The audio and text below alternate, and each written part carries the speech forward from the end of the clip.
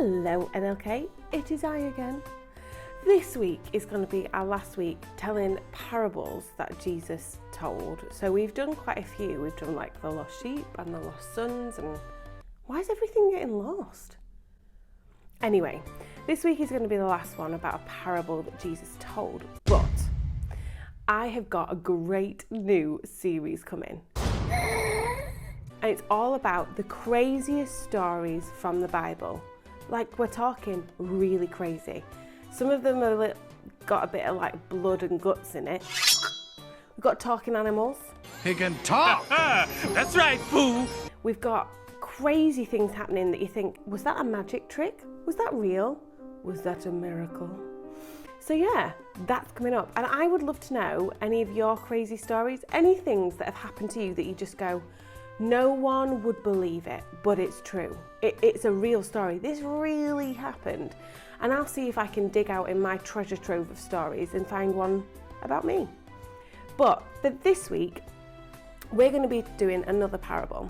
And this parable is about the workers. It's called, well, I don't actually know what it's called, but it's a parable about some workers. And basically, there was a farmer who had some land, and people could turn up at 8 o'clock in the morning and be like, I want to work for the day.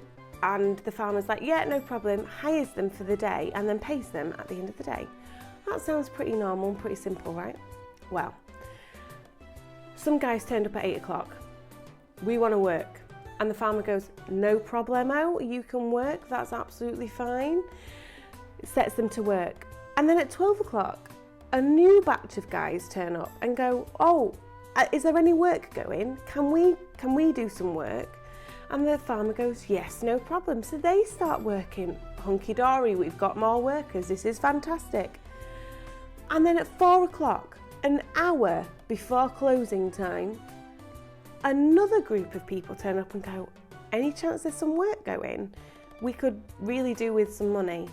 And the farmer goes, yeah, no problem. The more the merrier. The more hands makes the work easier. Let's go, go, go. So they're all working hard, and one group of them have been working hard since 8 o'clock in the morning. One group of them have been working hard since 12 o'clock in the afternoon, and one group of them have only been working hard for an hour. So it gets to the end of the day and it's time to get paid. Everyone gets paid at the end of the day, cash in hand. That's how it works, which was totally normal. And the first group of people turn up and they get their pay packet. Big wedge of cash. Oh yeah, they're happy. They've got paid. They've worked really hard for it. They deserve this. The second group of guys go and get their pay packet, and they got exactly the same amount, even though they'd done half the amount of work.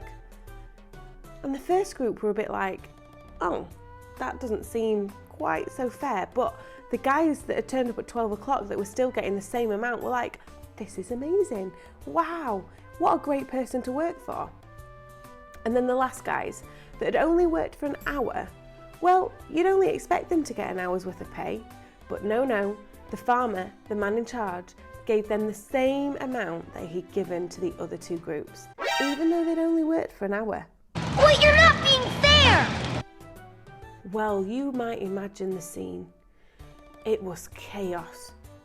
The guys that had only worked for an hour were dead happy. They were like, this is amazing.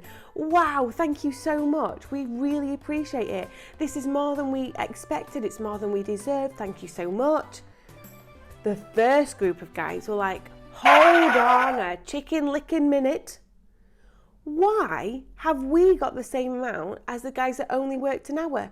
We've worked harder, we've worked longer, we've been here the whole time, we've never walked away, we didn't go off taking breaks that we weren't allowed, we haven't stolen anything, and now you're telling me that we are only getting the same amount as them, even though they were happy with it to start with. Now that they knew that the other guys only had to work an hour and still got the same amount, they weren't happy. They were actually really, really angry about it. And the farmer was like, look, it doesn't matter what time you start working for me. I'm going to pay everybody the same. Everybody deserves the same. Not because they've worked as hard, but because I think that they deserve the same. Well, a group of them weren't happy, and a group of them were ecstatic, super happy, overjoyed. They had balloons coming out of their ears and party poppers coming out of their noses. Oh, maybe not quite, but they were dead happy about it because they had been given a gift that they hadn't expected for doing a lot less than the others had done. Now, honestly, I can understand why the first group of guys were a little bit miffed. I mean, I would be. Imagine if your mum said to you, right guys, if you do the gardening, then cut the grass, do the hedges, pick up the dead weeds, make sure it's nice and tidy, and I'll give you 20 quid. Right? Imagine 20 whole pounds in your pocket. And then your little brother turns up, or sister, or friend, or cousin, or any person, turns up when you've got 10 minutes left and just picks up some leaves off the floor, and your mum gives them £20 as well, even though you've done all that hard work. How would you feel? I bet you would be a little bit annoyed. I mean, I would be. Maybe it's just me, maybe I'm just a bit selfish. I don't know. But honestly, I think you would be upset too. So these guys were upset, and I think they had every right to be upset. I'd have been upset. The last guys, though, were really happy. They'd been given this gift. They didn't expect to be given this. It just happened. And they were so, so grateful for it. Now, Jesus didn't tell this story just to annoy people. He told this story for a reason. You see, the farmer, the man in charge of the field, is like God. And the people in the middle of the field that are doing all the work, that have come to ask for jobs, are like us. Now, some of us will be like the first group of people who come to know Jesus at an early age. And we follow Jesus all of our lives. And we love him, and we never walk away from him, and we don't steal, and we don't cheat, and we don't lie, and we don't do anything really, really bad. And we are friends of Jesus all of our lives until the very end. And when we die, we get the reward of eternal life with God. Whoopee, woohoo, that's fantastic. And then there are other people, like the middle group, who maybe spend part of their life doing things maybe they shouldn't be doing, or not following God, or getting themselves into trouble. Maybe serious trouble, maybe not so serious trouble, but they still find themselves away from God. And then partway through their lives, they go, oh, I realise that I actually want to follow Jesus. And so they come back to God, and they get to the end of their lives and they get the same reward. And then there's those people that like leave it to the last minute.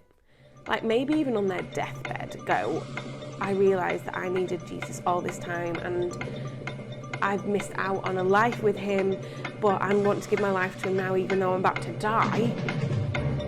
And they get to heaven and God goes, in you come, eternal life with me. Even though they've spent their whole lives not following God. And yet God gives them the same forgiveness and the same grace and the same love that he gives to the people that have spent their whole lives loving God. We all get the same gift at the end. We all get the same eternal life. And sometimes that might feel a bit unfair. Like, why should I sacrifice having fun and doing stuff that my friends are doing that I know isn't what God would want me to do, but looks like fun now?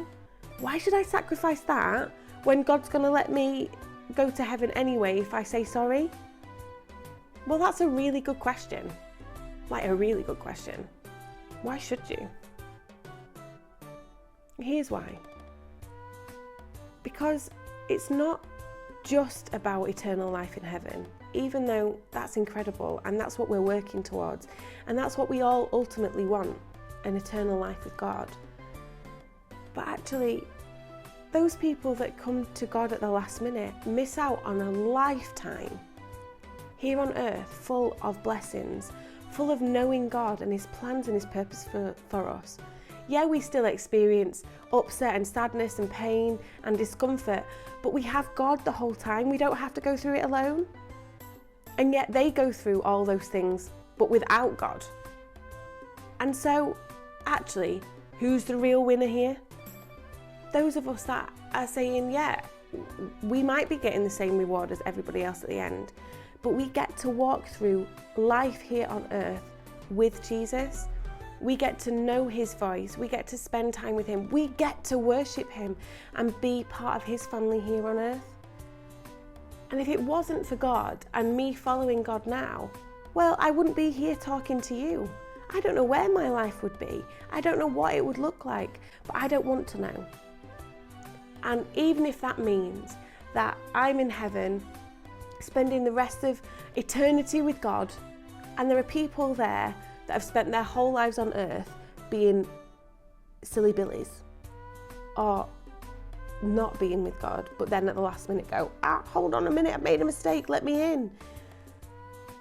Then that's okay, because actually we should all want every single person to know God, to have eternal life with him, no matter which point that ends up. So let me encourage you. If you sometimes feel a bit, well, this isn't fair. Other people get to do this and other people get to do that, and I feel like I'm missing out.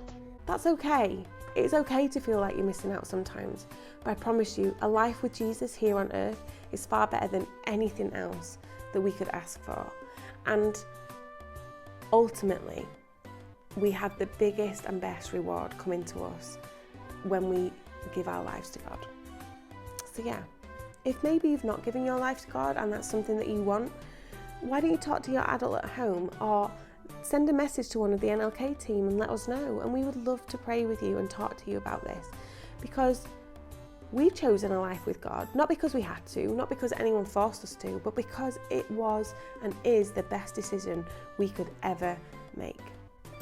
So yeah, that's my story for today. Not my story, that's Jesus' story. He's the first one that told that story. But yeah, have a great week. Love you all, and looking forward to sharing crazy stories from the Bible with you next week. Think swords, think talking donkeys, think craziness. See you soon.